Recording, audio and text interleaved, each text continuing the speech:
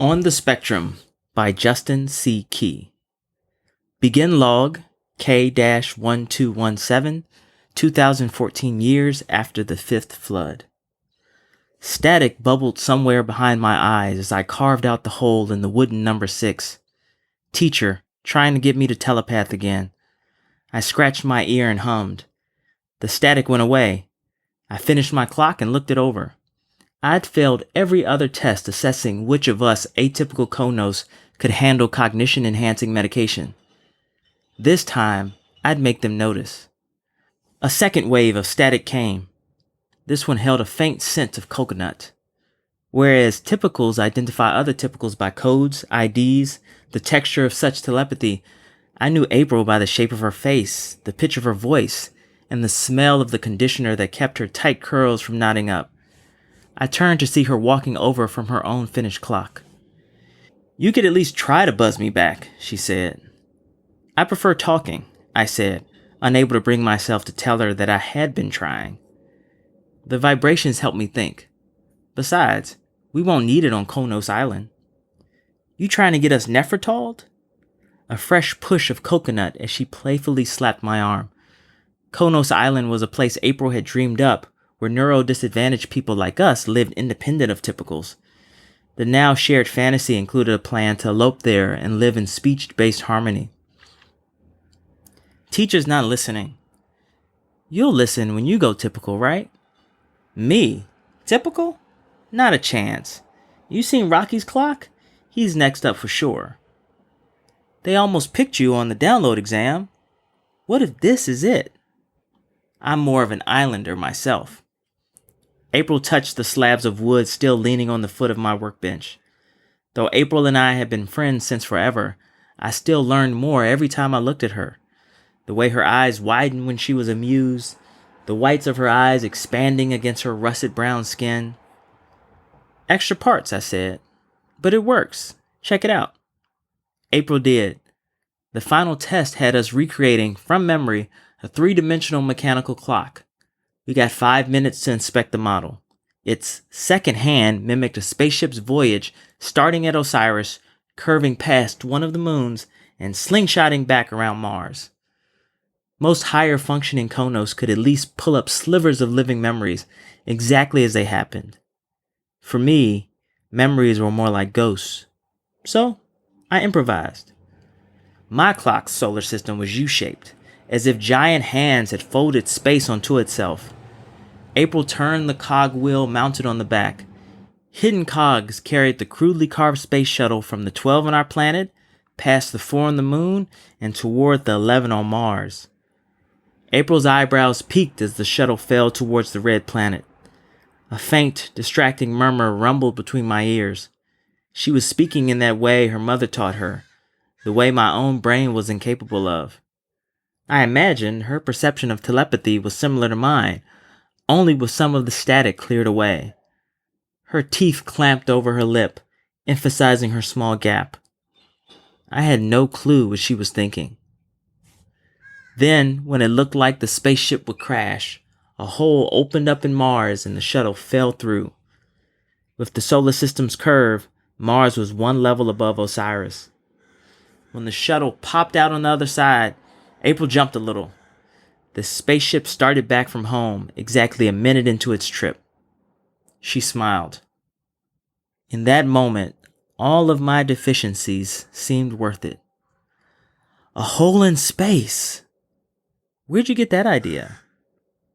Nowhere. Why? It's interesting, is all. You think a real ship could jump around like that? She looked me in the eyes as we spoke, which meant she was further my way along the spectrum. You have to show teacher. It's genius. Amlet worthy? Amliterone was the new medication that promised to push high-functioning Konos to typical. April had let it slip that society needed more minds to prepare for something dangerous from space. She refused to say more, but the fear in her eyes spoke volumes. It had spread across her temples, down to her pursed lips, and into my daily imagination. Mind-eating creatures, boiling meteorites, an exploding sun. Ponderings about the end of the world kept me up at night. You wouldn't be the same on that stuff. That's the point. I'd be better. Remember what happened to June? The medication is safe by now. It has to be. Besides, if I could telepath, we could talk all the time. I like not knowing what you're thinking. This clock was an awesome surprise. I'd be bummed if I just automatically knew about it for sure. I bet space would cheer you up.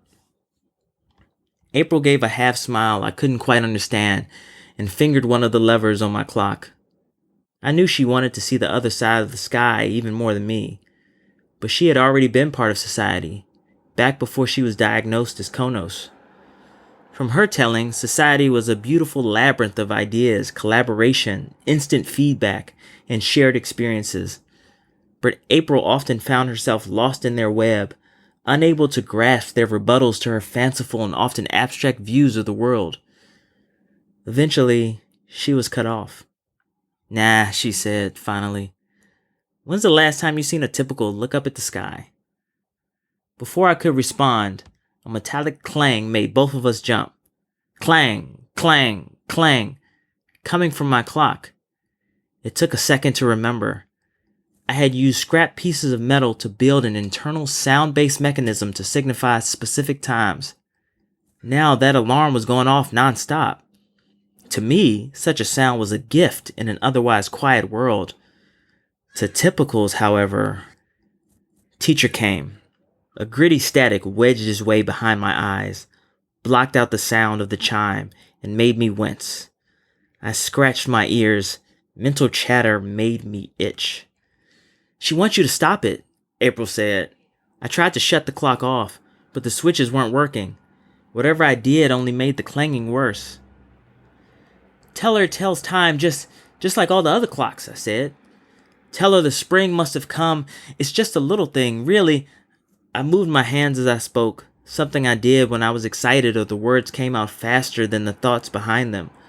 I searched for paper and pens to draw out what I meant, like therapists had taught me, but of course there were none. Teacher put a hand on each side of my clock. Tell her to give me a second. Teacher gave me 2. I watched, helpless, as her milk-white fingers swirled around my clock in a calculated blur. In seconds, my creation was reduced to its parts. Her fingers paused a heartbeat, as if considering to torture me with a second chance, and then proceeded to build. She soon handed me the finished replica. I looked up at teacher, my hand shaking. I hated the way her face said nothing, blank as the spare slabs of wood. I hated the static coming from April, undoubtedly explaining the intent of the poor, conistic fool, and the return static from teacher, undoubtedly explaining that there's correct and incorrect, and no in-between. I hated how my imagination had allowed even a second's thought that teacher might have been impressed by my clock's originality. Most of all, I hated my ability to hate. That, too, slowed me down. Mother worked in exploration and took frequent short visits out into space. Father worked our family's plot of the farm at the bottom of the hill. He spent his days surveying miles of greenhouses until every ripe fruit or vegetable had been picked and shipped for processing. I learned later he had been raised explorer. Usually neurotypical children independently tended a family's portion of the farm as soon as they could walk. He had been grounded for my insufficiencies. I tried helping once. Biting an apple was the first time I'd experienced taste, real taste, and it had been like someone trying to speak to me through my tongue. Father's co-farmers found me sitting in the middle of one of the fields, destroying produce with my teeth. I simply couldn't help myself. Father banned me from the farm. I was confined to his modest garden, where the only harm would be our own. There came a period of time when Father took me on daily trips to have tall people watch me play a variety of games. I didn't know they were tests at the time. Some made me laugh, others were boring. I remembered one vividly, however, the one that taught me what I was. I sat in front of a screen attached to a writing pad with a color-changing pen. A picture of a satellite orbiting Osiris appeared and flashed away after 5 seconds. My job was to replicate what I'd seen as perfectly as possible. Photographic memory was usually well developed by the age of 3. I was 5. I could remember only fleeting details of the photo. My mind quickly flew in different directions. I drew a sailboat with wings dancing to the moon. My imaginary friends loved it. Up popped another prompt. I thought Father wanted to see more of my creations. And then, Mother's static. The crackles were too uniform to ever make anything of them, but they smelled like her skin. I could always tell when she called. Father's static intercepted.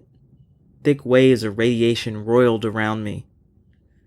For the first time in my life, something got through. The culmination of Father's frustration, the heat of his anger, and the slow expanse of exhaustion coming from his cortex lightly touched the shores of mine until its meaning was cold upon my skin. He'd yelled at Mother, but I alone felt the sting of his words. I don't understand him. He took me home and to my room. He didn't try very hard with me after that. I don't understand him. I desperately wanted him to. The sun had set just enough that its rays shattered into a blanket of rainbows as they filtered through the clutter of sky traffic. A distant rocket carried a space shuttle silently out of our atmosphere. The satellites and way stations orbiting Osiris were so numerous that the daytime sky sometimes rivaled the nights for constellations. My own dreams of flying had been short-lived. My brain couldn't work fast enough to travel at their speeds, and the world had no intentions of slowing down. April stood quietly with her arms wrapped around herself. Her eyes were red from tears. My heart swelled. Another failure for both of us. We were stuck together. I wanted to say something, but we shared a campus with typical children. We were already labeled by where we stood, waiting as if a minute or an hour of a day of our short lives was insignificant enough to waste. Talking brought unwanted attention. So I took out a piece of paper and began to draw. A long, slender orb of light detached itself from the lines of flight overhead and descended from the sky. The flying vehicle stopped soundlessly a few feet in front of us, and the door slid open. April's mother looked over and waved. It had taken many of these brief interactions to realize the grimace on her face was an attempt at a smile. I liked April's mother. We understood little of each other, but she had a way of making me forget that. As April passed, I pressed my note into the palm of her hand. I caught a sliver of her eye. Then she was gone. I sighed. The world moved too fast. Another thickening line of light came down to materialize into a vehicle that was somehow familiar, even though it was exactly the same as all the others. Mother looked straight ahead as I fastened myself in. Her skin was as white as Teacher's and just as hairless.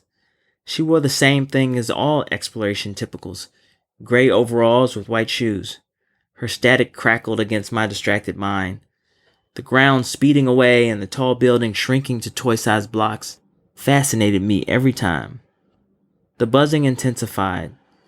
With some effort, I opened my mind a little to Mother's probes, something I worked on extensively in speech therapy. She knew of my failure through society. What she didn't know is if I'd tried. Of course I had tried. Of course I wanted to talk to Mother in that way Brother could. To feel her ubiquitous, loving embrace that had soothed him as a baby even when she was in orbit. Of course I wanted to know April's thoughts instead of agonizing over the millions of possibilities behind her eyes. Of course I wanted Father's understanding. Amlet, these tests, all of it, just hopes, wishes. And I failed. Before I processed any of this into a proper response, we were home. Time was another great separator. For me, only the length of a fleeting thought had passed. For Mother, the time wasted had been much longer. I followed Mother into our dwelling and halted at the sight of her now naked skin, softly reflecting the grayed sun rays filtered by our home screen protectors. I looked away. Though my family never wore clothes in the home except for sun alert days, nudity continued to make me uneasy. Perhaps it was the vivid memory of Mother and Father creating brother in our communal area while casually connected to society, shown by the glassy look in their eyes and the slight tilt of their heads towards the heavens. I thought Mother was attacking Father with her hips. My distress didn't cause them to stop, but rather to disconnect from society and try to soothe me while continuing their act. April's amused explanation only worsened my modesty. I retreated to my room and reassembled my clock, without an alarm. It didn't take long. I put it with my collection, buildings that transformed into bridges, two-headed beasts with parking lots in their stomachs, structures I saw outside my glass walls, in my school, and even floating in front of the moon on a clear night. At 7 o'clock, Father brought my daily Nefertol. Instead of 3 pills, there were 4. I almost tried to ask why, but I knew. I handed Father my clock. He looked it over so quickly I didn't even see his eyes move. He placed it on top of one of my constructions and left.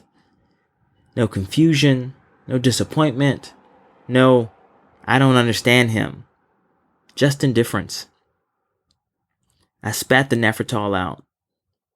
By blunting my taste, blurring my vision, and slowing my thoughts, the medication eased the stress of a home not built for me. Instead of waving my arms when words weren't sufficient for meaning, I simply didn't speak. Instead of drawing on my bedroom walls to combat the confusing uniformity of everything, I sat and watched sky traffic. When I was on Nefertol, Mother would talk and I would listen. I often wonder if, for her, those were our best times together. For me, it was like missing a part of life. I didn't want to talk to Mother that night. I wanted to talk to April.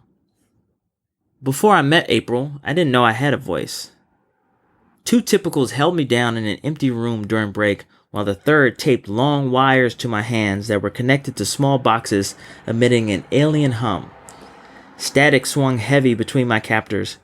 With no way of communicating, I could only squeal against their grips.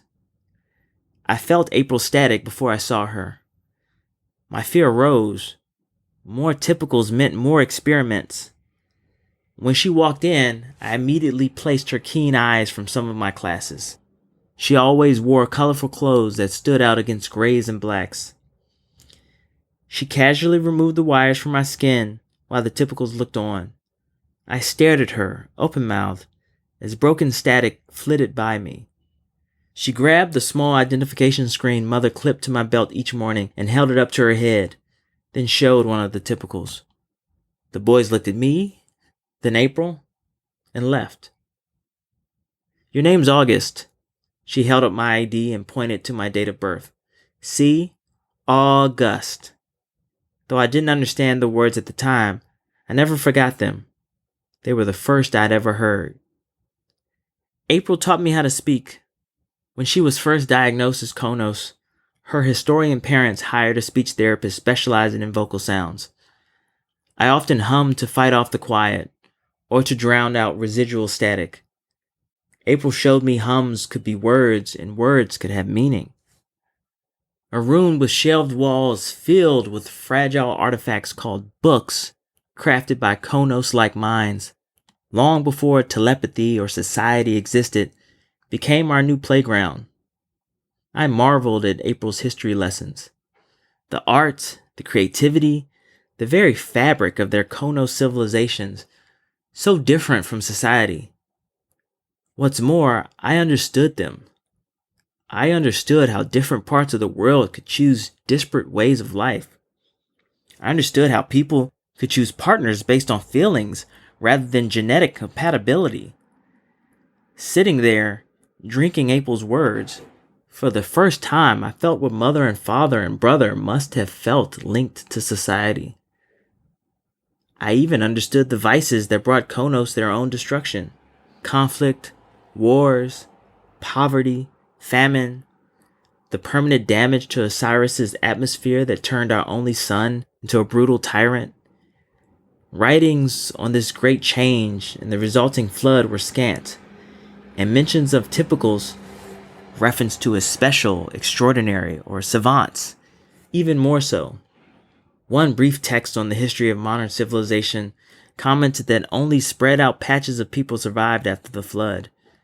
Genetic drift selected for the once extraordinary ability to communicate over vast distances. When I could speak in a full sentence, I finally asked April the long, burning question awaiting my voice. What had she said to the typicals? I told them you didn't want to be part of their experiment. That's it? That's it. They didn't realize you had once. Once they did, the only logical thing was to stop. She laughed at my look. Typicals aren't so bad once you understand them, or they understand you. Their whole life is just one big equation. If you change one variable, you can change the way they think. I asked April to explain what the word variable meant. She did, and I smiled. Maybe it wasn't so bad being atypical. April made me proud of the way we saw the world. I thought we'd see it that way together forever. East Lake sat lost in the shadow of the city. It was too shallow to act as a source of water, the land around it too soft for farming. To any logical typical, it was useless. That's why I was perfect. April was waiting for me on the shore, soft waves cresting her half-buried feet. I got lost, she said. I thought you drew a swimming pool. I'm a builder, not an artist. Next time, try building some directions, or even just the lake in the east. She kicked a clump of mud into the receding water. I talked to teacher. Oh? She felt bad about the clock. She thought she was helping. Big help. Were you able to put it back together? I was. Good. There'll be more tests when they make a stronger med. There's always new meds. Good news for one of us, at least. April smiled a sad smile. Before I could fully place it, she moved her hand toward the water, prompting my gaze to follow. Is this where you come to think? I picked up a flat rock and skipped it over the water's surface, trying not to look at how the setting sun fell on her brown skin. This is where I come to stop thinking. Once the last sliver of sun succumbed to the horizon, April laid her clothes in the sand and stepped into the water. She waved me in. I hesitated. Refusing would remind her how different we were. I stripped to my underwear, hoping that was normal enough, and followed her into the lake. Wrapped in my thoughts, I lost my footing and flailed to keep my head above water, splashing April in the process. She shrieked, and before I could apologize, a retaliatory splash broke against my face. We spent the next 10 minutes, an hour, maybe an eternity, chasing each other with walls of water, clumsy and falling over ourselves, delighting in each other. April ran onto shore. I pretended to untangle my leg from lily pad vines to give her time to dress. I dared to look. She was still exposed, only drier. As I made my way back, I noticed the neat, tight curls of her hair. Her coconut conditioner caused it to glisten in the dusk. Right before my hips broke the surface, I felt myself swell. April waited. If I stopped, she'd know. I focused past her and on the city. I brought up images of teacher dismantling my clock. Though blurrier than anything a typical would produce, emotion filled the cracks. That helped. She pushed me playfully before I could reach my clothes. I made after her. She jumped away. We ran, continuing our game from the water. We pretended I was a merman and she an evil sailor trying to sell me for cash. Then that we were the last two people on Osiris, destined to save the world. Konos Island, April said, her breath heavy and harsh from running on the wet sand. She spread out on the ground. I lay beside her, pushed my shoulder softly into hers. Just you and me. It would be paradise. No more itching, no more quiet. Can we go? I made to get up. Let's go right now. I'm serious, August. I didn't make it up. Konos Island. It's real. Can't be. They're all dead, remember? Some Konos survived the flood. They're still around. I thought finding it was the fantasy, but maybe it's not. A place where everyone talks like us, creates like us. She took my hand. Can you imagine? I couldn't. Konos, living independently? How could anyone ever get anything done when they could spend the day lying in the sand, wondering what the person beside them was thinking? The world is passing us by, and with April bit her lip, glanced up to the sky. Tell me, I can handle it. Society is trying to get everyone off Osiris. All of us. They say what's coming will destroy the planet. Aliens? Worse, she said. Way worse. A hole in the sky, in the stars. The air had been thick with static lately, a world buzzing with excitement out of my reach. Was that it?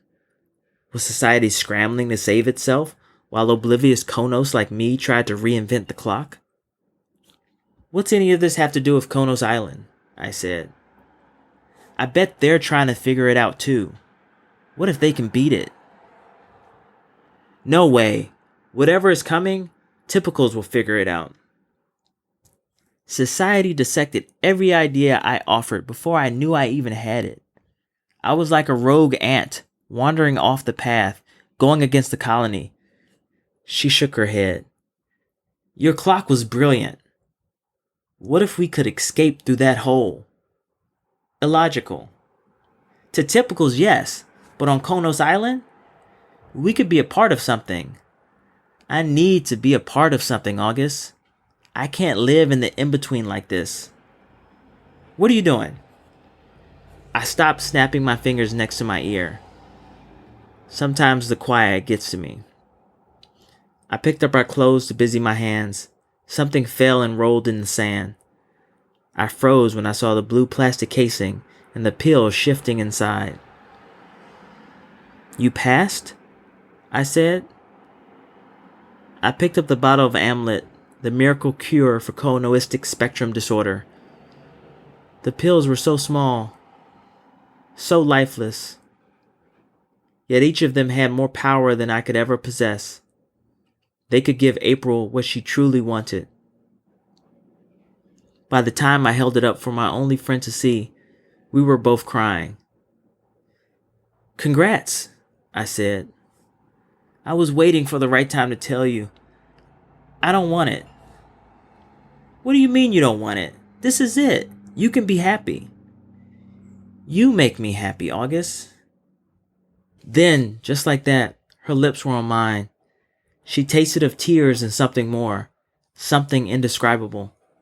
I pressed back, my body more sure than I was.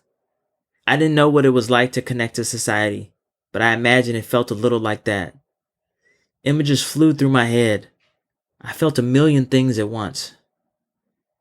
Run away with me, August, she said again. I searched her eyes as she searched mine. She was serious. If I said yes, we'd go, right then, and never look back. Please. I'd love to. I handed her the Amlet bottle and stepped back. But there's nowhere to go. Run away with me. There's nowhere to go. I spent that night lying in bed, wishing I could take my words back. April's revelation had come while I was lost in a sea of my own emotions, trying to grab onto the flotsam of fragmented thoughts about islands and speech and the sky opening up. When I saw the pills, my heart was stunned with the horror of being truly alone. Thinking through emotion is like running blindfolded. When she asked me to leave the safety of society, fear led me the wrong way. That blindfold now lifted, I saw the truth. Anywhere would be better than here, better than Amlet, and we'd be together. April Square was empty the next morning in math class. Was I too late?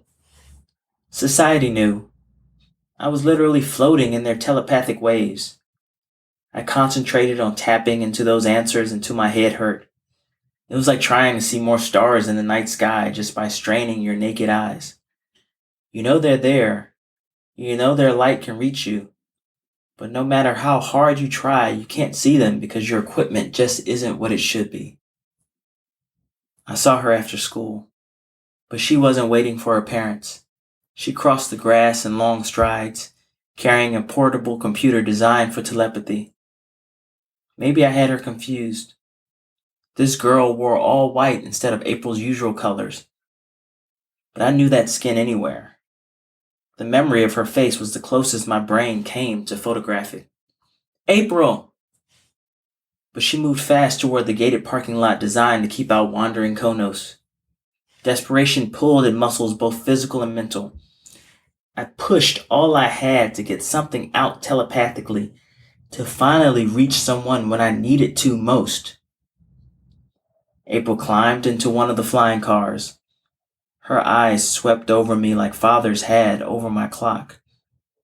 And then she was gone, into the sky. A year passed. New medications ushered in new tests. I was never chosen, never understood. My Konos classmates melted away. Soon the tests went away too. One day there was no school, only home, with father and his farming. Mother left for months. I had no clue why. The air grew frenetic with static. Sometimes I woke in a night sweat, fully expecting typicals had left me and any remaining Konos behind to fend for ourselves. In a way, they already had. A pause, then static. Therapists always tried telepathy first. Sometimes I appreciated it. Other times I felt like some broken thing that he kept trying to turn on. When I didn't respond, therapist took out his electronic canvas and handed me a pen and paper. He had shown me that drawing was common to people across the spectrum. Sometimes, when therapists drew something that couldn't have been from a memory, I wondered if he was a little Konos himself. He drew a picture of April in Explorer White, mentally jotting down notes on her tablet inside the Mars space station. I cringed. She was all wrong. I took the picture and was meticulous with my edits. April had a glow about her, especially standing in the sun. Her eyes were not simple orbs that absorbed light. They were windows into her. The her no one else had gotten the chance to see. Run away with me. I showed therapist the result. He looked at it briefly, set it aside, and then drew what looked like a satellite image of our solar system, only with a dark, vast hole in the middle. Space seemed to bend toward the void. Therapist circled it, as if I was too dense to notice. This unknown menace was responsible for the fear that had driven society to take April away. And for that, I hated it. I responded with a picture of me and other Konos children sitting in silence, ignorant and helpless. Then I wiped the canvas clean. What was the point? Therapist drew a picture of me in Engineer Blue. I puzzled over it, thinking maybe he was punishing me for my emotions, until he brought out a blue bottle. He opened it, took out 2 of the shiny blue Amlet pills, and placed them on the table. No, not Amlet. The coating was smoother, the sides angled. This was new. My pencil flew across the page. Therapist let me have the moment. Then, not unkindly, he took the paper away. I had drawn a feverish depiction of a road littered with my failures, leading away from society. Therapist responded with another picture of me in Engineer Blue and gestured with the pills. I considered a moment, then wiped my canvas and went to work. Sparing details for speed, a few minutes later I held up a crude drawing of a boy and a girl playing tag along a lake shore. If I get cured, will I be able to come up with this? I said. The silence that followed was so long that I thought the session was over. As I stood to leave, therapists began to draw. The same image of me in engineer blue, this time walking past a room with conoistic children playing. I recognized them by the wideness in their eyes and the joy on their faces. In the picture, I didn't seem to notice them. His message was clear. If I got cured, I wouldn't want to. What was I waiting for? April to come back? I rarely saw her. When I did, even in her rush to do typical things, I thought her eyes paused on mine. For just a second, like when a ball rolling downhill hits a crack in the cement. I wanted those eyes to save me from having to decide between losing myself and being alone. I thought about those eyes as I sat in my room, popping the cap to the medication, pushing it back on, popping it again. Why choose me now? Was this some last-ditch effort to expand society by any means? Would this new medication destroy enough of me to ensure I wouldn't be that ant leading the colony astray? My dream of being selected had become a living nightmare. I'm taking the pill. April couldn't live like this, and neither can I. Will I be happy when I change? How could I be, passing April every day and not caring?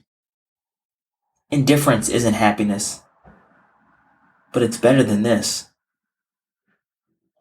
End log K-1217, 2014 years after the fifth flood. Engineer 1217 shut off the log. He took a minute or two to mentally replay the telepathically translated text a few hundred times before listening again. Despite being able to pull things from his brain like a hard drive, he had always found that nothing quite matched initial experience. E1217 had done well. As head engineer, he had advanced spaceflight tremendously. 1,000 generation ships were set to leave the solar system and seek out a new home. There were potentials in various stellar systems, the closest several thousand light years away. When, 20 years ago, society had detected the strong possibility of a wandering black hole appearing in our galaxy, the goal was to migrate Osiris's entire population. But with no habitable planets in the Milky Way and not enough time to terraform anything else, this was the logical end of the equation. All in all, 1% of the population would be saved. It was the best survival all their calculations showed. So why did he feel like it wasn't enough? The doubt started when the small but resilient Konos colony living at 35 degrees north, 139 degrees east reached out to collaborate in building what they called a Stargate. Society knew about the lost colony well, along with their absurd ideas and fallacious understanding of basic physics. Unless the independent Konos were willing to undergo treatments, any meaningful interaction was seen as a waste. Society needed strength in unity, not wandering ants. This dismissal disturbed E1217. As a typical, he had become completely logical. He wouldn't be dissatisfied with society's plan unless something was missing. E1217 waited until just after sunrise when the largest portion of society was either asleep or tired of mind to run the numbers. Despite the current consensus, the increase in mind pool alone couldn't explain the benefits of adding Konos. Even after medication, there was something inherent about them that improved the group's cognitive abilities. E1217 pulled out the clock that had been stored with the log. It was an interesting design. He had failed a standard replica task and instead had created a shortcut in the solar system to make up for a lack of speed. This could save us, April had said. Fantasies can't save anyone. Society knew that. E1217 knew that. Why then, years later, was he so fascinated? He replayed April's words, well aware he sought more than meaning in the ghost of her voice. She an explorer and he an engineer, their paths never crossed after E1217 joined society. And without the legal ability to pass on their Konos genome, there was no logical reason to pair. But they were always together. They explored the trenches of each other's thoughts, replayed interactions from their past lives with deeper insight into themselves through another's eye, and delighted in shared experiences. Remnants of their disability stayed alive through love. Neither ever felt alone. From his workstation, E1217 was still with April during a routine flyby of Mars. The duality of Konos' awe and typical analysis from seeing the red planet through her eyes was poignant. It lingered long after the rogue asteroid collided with April's ship and blinked her consciousness out of existence. He replayed the moment a million times over. The error in the asteroid map, the kinetics of the inelastic collision, the dismantling of her biology, all made perfect sense. Then why couldn't he understand? E1217 spent days in this state of repetition. The medicine's effect melted away. Cresting emotion eventually broke over him. By the time someone found him, he was a dehydrated shell of himself, begging for meds to take the pain of her away. He hadn't missed a dose since. But E1217 listened to the log again. He looked at the data and opened the part of his mind linked to Osiris, felt its past, glimpsed its future. The wandering black hole was set to appear in their solar system sometime within the next 2 to 8 years. He looked at the clock. He went over their current plan. He tapped into society, felt their peace with it, looked into himself, and wondered. He was missing something. Society was missing something, even as they were missing nothing. But he couldn't find it. His brain just wasn't equipped to envision it. Logic told him that only illogical thinking could get him there. He stepped out into the garden, which had died shortly after his father. He unscrewed the cap of the pills that had given him new life over the last 20 years, and threw the bottle into the night.